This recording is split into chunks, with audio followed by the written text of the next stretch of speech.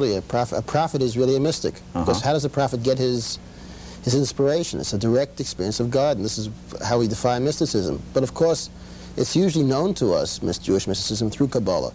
It seems that the prophetic tradition was somehow kept alive. Probably after the destruction of the first temple, it became a secret teaching, and eventually it was kept alive through the Kabbalah. Well, the word Kabbalah really simply means tradition. That's all it means. And that in the Talmud, the teachings of the prophets are referred to as Kabbalah. I see. And it seems that what Kabbalah was, the tradition that was kept alive, besides the general tradition of Torah and Talmud, was a tradition that was kept alive from the time of the prophets of how to keep this direct relationship to God. But in my own study of Kabbalah, I found that there are more or less three basic branches of Kabbalah. And the most familiar, of course, and that which is studied by most people who are considered Kabbalists, is the theoretical Kabbalah, which essentially tells you the mechanics of the divine realm.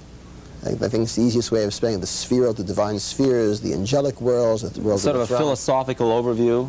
A philosophical overview, and that really explains the other two branches of Kabbalah. And not only that, but gives the underlying philosophy of Judaism in general. The second branch of Kabbalah, which in the past few years I've been spending a lot of time investigating, deals with the meditative Kabbalah.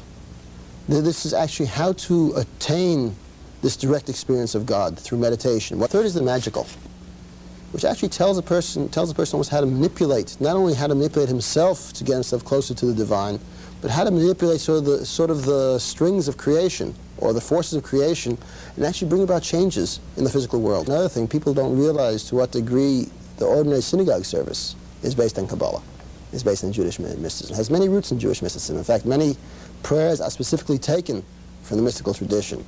Orthodox Judaism sees the Kabbalah and mysticism as being an important segment of the tradition.